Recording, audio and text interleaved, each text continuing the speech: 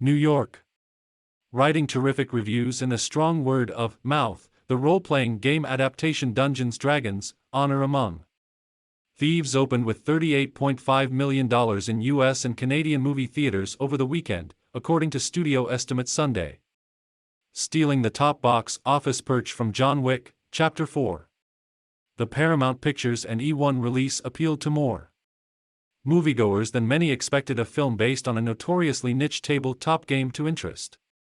Game night directors Jonathan Goldstein and John Francis Daly turned in a rollicking comic action adventure, with a cast including Chris Pine, Michelle Rodriguez, Reege, Gene Page and Hugh Grant, that's bringing in ticket buyers less familiar with DD audiences gave Honor Among Thieves, which launched with a raucous opening night premiere at South by Southwest, an A cinema score. It scored 91% fresh on Rotten Tomatoes. "We know how good our movie is," said Chris Aronson, distribution chief for Paramount. "I know it's been said before, but I think opening to $38-39 million is just the start. These kind of exits polls translate to playability." Dungeons & Dragons review: You don't need to be a fantasy gamer to revel in Honor Among Thieves. Dungeons & Dragons was also a big roll of the dice.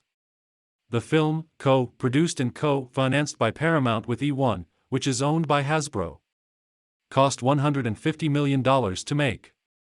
With a production cost like that, Dungeons & Dragons will be looking for sustained sales through April and similar success overseas to potentially kickstart a new franchise.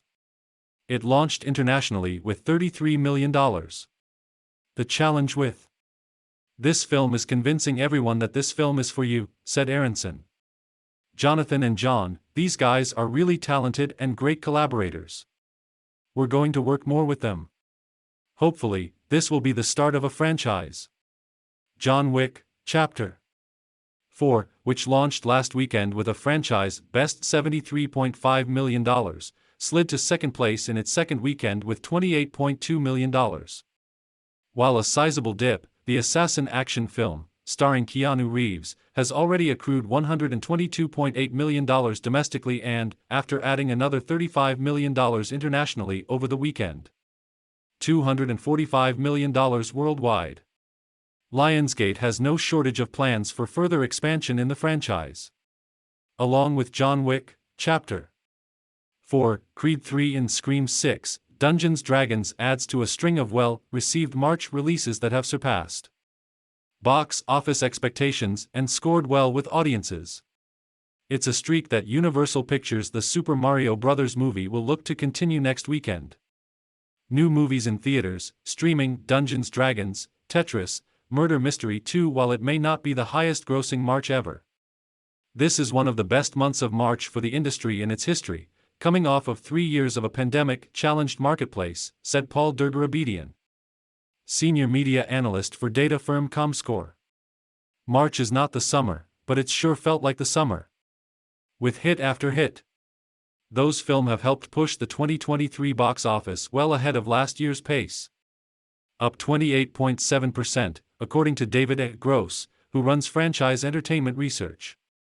Still, overall ticket sales aren't yet up to pre-pandemic levels, trailing the 2017-2019 average by 28.8%. Games and toys are also proving to be dependable big-screen resources. Dungeons & Dragons will be followed this year by Greta Gerwig's Barbie and a new Transformers movie. The Super Mario Bros.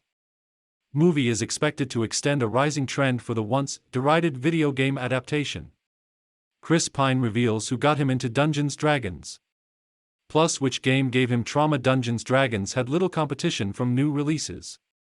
The Christian drama His Only Son debuted with $5.3 million.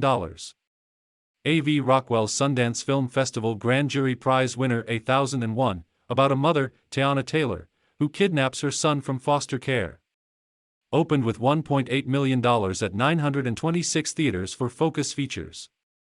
Final domestic figures will be released Monday.